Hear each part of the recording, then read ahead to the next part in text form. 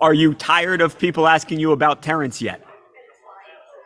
No, look, there's I always say I respect Terence Crawford. He's a very talented fighter, but I knew Terence Crawford is a great fighter. But you never know in boxing. We'll see. We'll see in the future. Right now, I'm 100% focused on. If Terence Crawford does handle it, are we going to see Terence Crawford versus Canelo? As I tell before to the ESPN, I give him the offer. If he's smart, he will accept it. So just so we're clear, so everyone understands, you've already sent an offer to Canelo to fight Terence Crawford if Terence Crawford wins tonight. But if he doesn't, I want Ortiz. You want Ortiz? Virgil Ortiz versus Terence Crawford? Yeah, if they accept, we want to see this fight. And I want to see Shakur Zubaydah. Shakur Stevenson is here as well. He accepts. He accept. De La Hoya accept. Eddie accept. Let's do it. Well, there's no secret. Canelo wasn't that interested in the Crawford fight. However, after Crawford's performance last night against Madrimov, most likely Canelo had a change of heart, even though Crawford did what Canelo couldn't do, which is when Canelo moved up to his fourth weight class to fight Bivol, he ended up losing every round, every minute, nearly every second of that fight. Well, do you guys know who was Bivol's sparring partner, his teammate that got him prepared for the Canelo fight? It was no other than Madrimov, who has nearly 300 fights in the amateurs. He's an Olympian, so he's just as good as Bivol. And when Crawford, just like Canelo, moved up to his fourth weight class to fight Madrimov, unlike Canelo, Crawford found a way to win. Crawford won majority of the rounds. I had the fight 8-9 rounds to Crawford easy. The rounds were competitive. However, Madrimov was not doing enough to win the rounds. He was just doing enough to look good against Bud, not get beat up how the fans thought the fight was going to go, since they didn't know how good Madrimov was. A lot of people attribute how Crawford looked due to the fact that he moved up to his fourth weight class. We seen how Canelo looked when he moved up to his fourth weight class. It's not that easy. This is why we don't see fighters often move up that many weight classes. They don't even look the same when they move up to the second weight class, kind of like Benavidez did when he moved up to 175, let alone moving up to the third and the fourth weight class. When Broner moved up to 147, he didn't look like the Broner that was fighting at 135. Naturally so. Now, when it came to Crawford fighting Madrimov, I don't attribute everything on the weight. I think the weight played a part. However, I think the major part was Madrimov's skill level. I think Madrimov was just that good. If Madrimov fought Canelo at 154 back when Canelo was at 154, I think Madrimov beats Canelo up. Madrimov is like a better version of Canelo. Canelo does not have the footwork, the IQ, the intelligence, the skills that Madrimov has. These are facts. Canelo does not have intelligent footwork the way Madrimov has. We all know Canelo feet are stuck in the mud. Whenever Canelo fights, we never see Canelo display the type of footwork that Madrimov displayed against Crawford. That's what kept Madrimov in the fight against Crawford. Notice Madrimov didn't land nor throw that many punches against Crawford. We all know Crawford is a counterpuncher by nature. He's waiting on his opponents to make mistakes. So Madrimov kept Crawford guessing and occupied with his feet by feinting with his feet along with his hands. And he also had great upper body movement.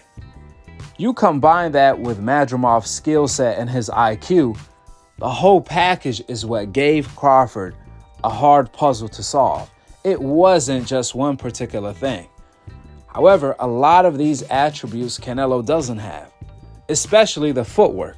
It was Madrimov's footwork, in fact, that kept him in the fight. Madrimov was not letting his hands go for a reason. He knew if he let his hands go, he was going to give Crawford the opportunity to knock him out. So He didn't throw that many punches. Instead, he was throwing that many feints. And that's why Crawford had nothing to counter. Crawford controlled the fight with his jab alone. That's what won him the fight.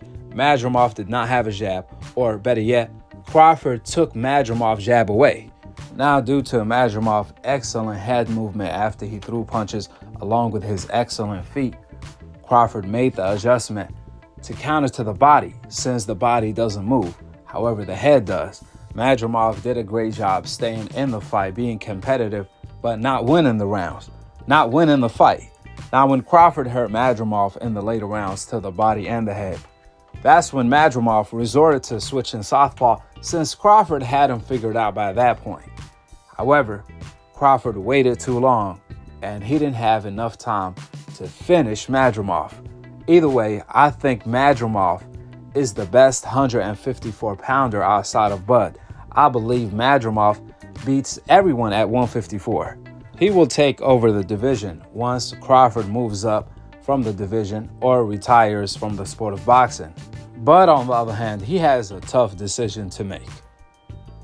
Because if he's planning on fighting Canelo at 168, he still has to move up an additional 2 weight divisions on top of the division Crawford just moved up into. Crawford haven't even got adjusted to 154. So for Crawford to move up a total of 3 weight classes to fight Canelo at 168, that's a tall task for anyone. I mean, even Floyd, that will be a tall task for him to move up 3 weight classes after he already moved up 3 weight classes. So that will be a total of 6. And he has to move up 3 weight classes one time in a short period of time at age 37, referring to Crawford, to fight Canelo Alvarez, which is not an easy fight. Canelo is like, 20 pounds naturally bigger than Madrimov? So you can just imagine the weight difference between him and Crawford is going to be. In my eyes, the weight difference is too much. That's too much of a risk. It ain't even Canelo. This has nothing to do with Canelo. This has everything to do with the weight, and I can prove it. We all know Crawford is the best fighter in the world, but who can he beat at 168?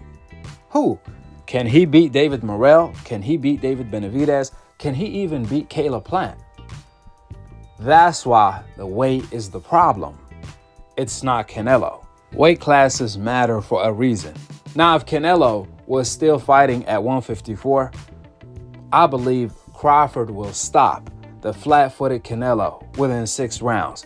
That's right, if Canelo was still fighting at 154, even though Crawford just moved up to 154, I still see that same Crawford knocking out Canelo within 6 to 8 rounds.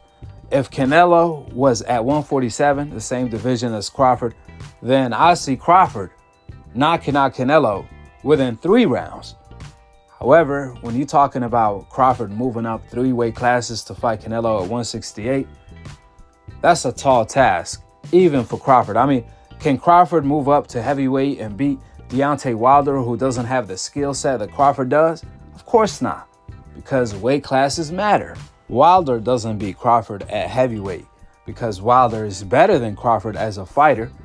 Absolutely not. He only beats Crawford at heavyweight due to the fact that Crawford is much smaller than him and he doesn't belong to be in that division, nowhere near that division, just like Crawford doesn't belong to be nowhere near the 168-pound division.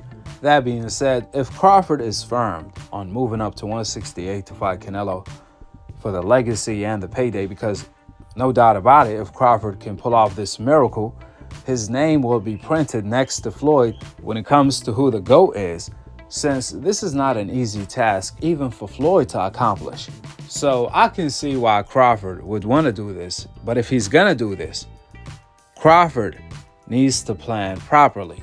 He needs to first test out the 168-pound division by fighting a champion there like Adam or even Eubanks. I think Adam is a better fight for history since Crawford is going to win another belt in another weight class in his 5th weight division.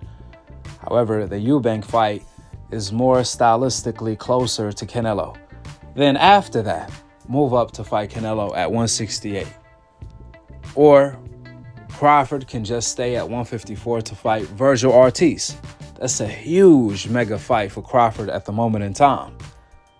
So we shall see what Crawford decides to do, and we shall see what Canelo decides to do. Turki already sent him his biggest payday of his career to fight Crawford.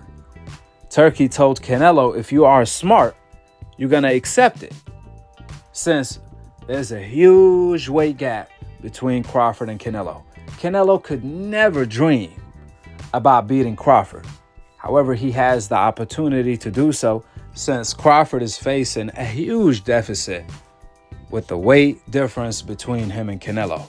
That's going to give Canelo his best chance of beating someone as good as Crawford, or as great as Crawford, something Canelo could only dream of. Due to the fact, if Canelo and Crawford were in the same weight class, we all know Canelo will put Crawford on his NBF list as quick as a heartbeat. We all know Canelo will never fight Crawford if they were in the same weight class. The only reason Canelo is even entertaining the idea of fighting Crawford is due to the fact that Canelo knows it's a huge struggle, it's a huge task for Crawford to move up 3 weight classes to fight him. The weight is the problem, it's not Canelo. The challenge is the weight, it's not Canelo.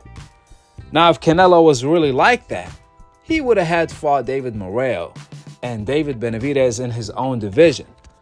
Those are the fights that the fans want to see. Instead, Canelo said he will never fight them after asking for $200 million to fight David Benavidez. With the opinions out of the door and the facts laid out on the table, go ahead and drop your thoughts in the comment section below. Subscribe below, and to be continued on the next episode of Akhi TV. Peace out. Wa alaikum assalam wa rahmatullahi wa barakatuh.